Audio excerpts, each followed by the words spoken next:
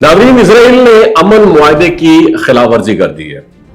दुनिया की जो सियासत है ना, इसमें बाज खेल ऐसे भी होते हैं जिनके पीछे असल मकासद बड़े देर बाद सामने आते हैं। नो डाउट मशरिकी वस्ता में इस वक्त जो कुछ भी हो रहा है ना, वो महज एक इलाकाई तनाज़ा नहीं है, बल्कि ताकतों का एक पेचीदा खेल है।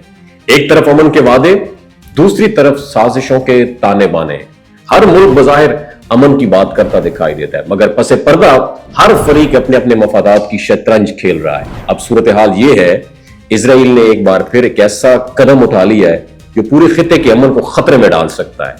कई हफ्तों से जारी मुज़ाकरात और मुश्किल मराहल से गुजरने के बाद जो अमन मुआहिदा वजूद में आया था, उसका पहला मरहला बड़ी कामयाबी से मुकम्मल हुआ।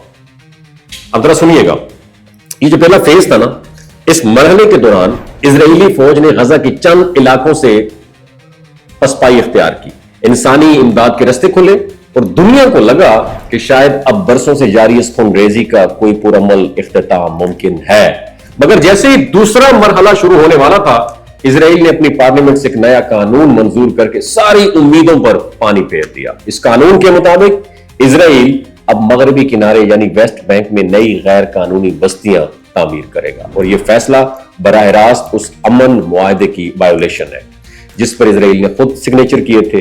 दरअसल ये इकदाम इस बात का सबूत है कि इजरायली हुकूमत अब भी अमन से ज्यादा अपनी तोसी पसंदी के एजेंडे को प्रमोट कर रही है, और तजियाकारों के मुताबिक नेतन्याहू की हुकूमत अंदरूनी दबाव का शिकार है और वो अवामी हमायत बरकरार रखने के लिए कशीदगी को भी परवान चढ़ा रही है। और दूसरी जानब तुर्किया, मिस्र और दीगर मुस्लिम ममालिक ने यह वाजे कर दिया है कि अगर इजराइल ने इस मुआहदे की खिलाफ वर्जी जारी रखी तो वो खामोश नहीं रहेंगे, और इन ममालिक की जो मुश्तरका अफवाज है फेज 2 के तहत गजा में दाखिल होने की तैयारी भी कर चुकी है, ताकि वहां अमन बरकरार रखा जा सके और इजरायली फौज की पेशकदमी को रोका जा सके।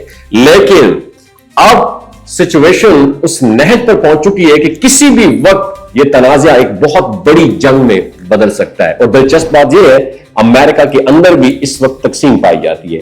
ट्रंप इंतजामिया चाहती है कि अमन मुआहिदा हर सूरत बरकरार रहे, इसलिए अमरीकी अफवाज के कुछ यूनिट्स इजराइल में डिटेल कर दिए गए ताकि सीज फायर की निगरानी की जा सके। मगर दूसरी तरफ इजरायली खुफिया इदारे और उनके हमायती अनासर इस अमल को कमजोर करने की कोशिश कर रहे हैं। चाइना ने भी अपना वजन फलस्तीनी मौकिफ के पलड़े में डाल दिया है। चीनी हथियार और दिफाई निजाम इस वक्त मिस्र और तुर्की के पास पहुंच चुके हैं। हिजबुल्लाह पहले से ज्यादा डिसिप्लिन और पावरफुल हो चुकी है, और उनके कमांडर्स का यह कहना है कि अगर इजराइल ने एक कदम भी आगे बढ़ाया तो पूरा महाज खुल जाएगा।